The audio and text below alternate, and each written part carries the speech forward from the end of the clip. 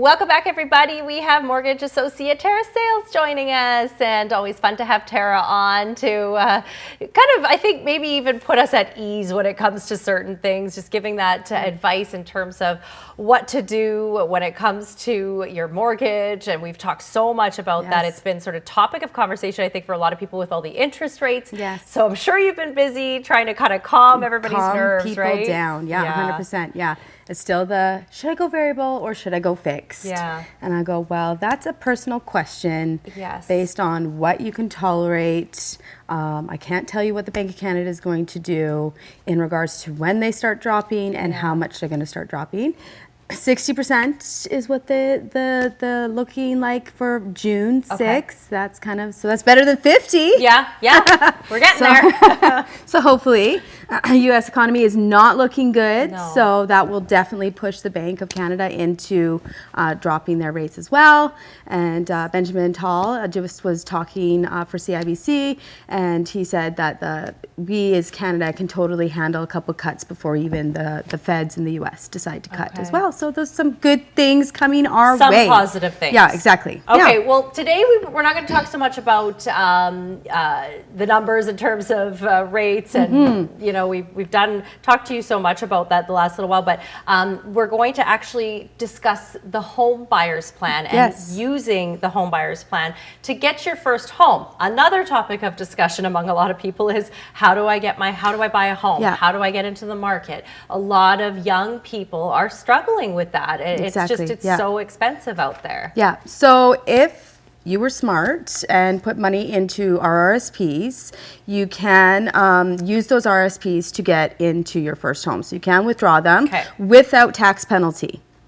So that's kind of a bonus. Yes. And they just changed the home buyers plan is that program that we're talking about without having those penalties. You now have up to 5 years for now. They're saying for now. Yes, up to 5 years to hold off on making those payments back into that RSP. Okay. So before it used to be 2.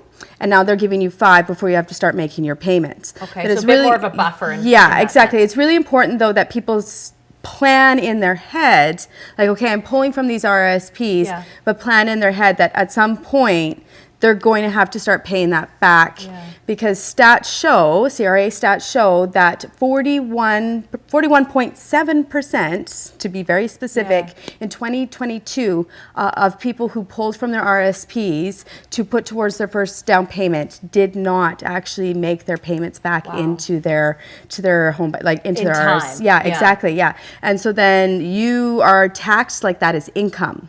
Wow. Yeah. So that would be a big hit. It would definitely be a huge hit for sure, especially if you forget about it, especially now when you have a 5-year grace period. Yeah. It's totally something you can forget about. And then in those 5 years when they go, hey, you owe us this much, and you're like, well, what are you talking about?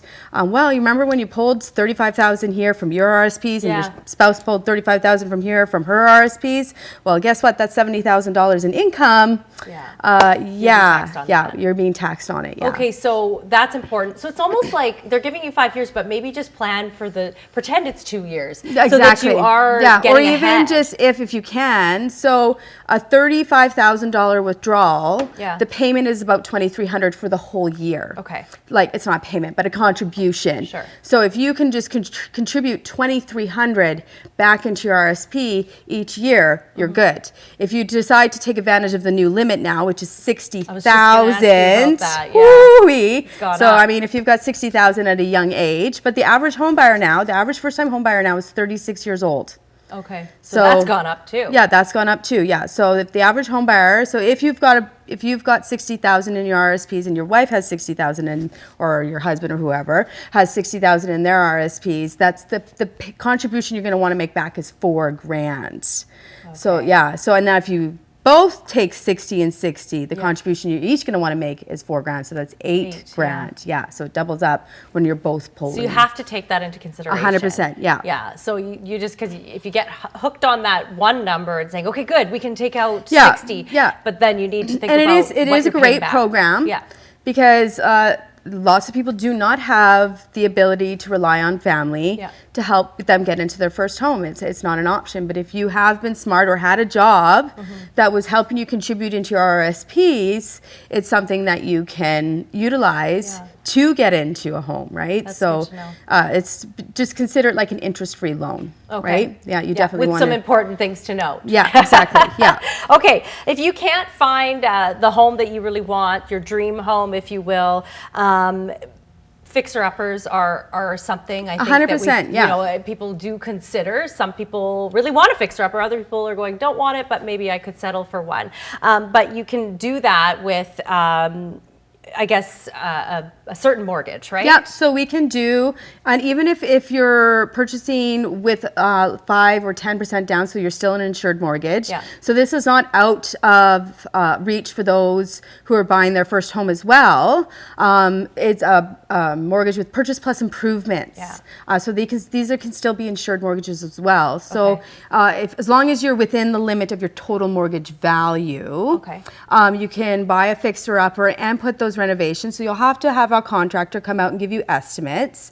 You do have to have access to the funds, so whether it be a line of credit or what have you, and then pay those out. And then once the renos are done and an appraisal is done by the appraiser at the end, then the lawyer who's holding those funds in trust will give it to you at the end. release them. So there Okay. is some planning, Yeah. but it can definitely be done. Yeah. Okay. And there's actually lenders out there that will do draws like they do a construction mortgage. Oh, okay. So they'll give you a little, especially if it's a big reno. Like if you're talking about $100,000 reno for, new kitchen, new flooring and all Yeah. that, they'll give you a little bit at a time, just like they would with a construction mortgage. Okay. So if there's something out there you're not finding what you want, but you like the old bones and structure of, let's say, a downtown home, it's an option for you. Okay.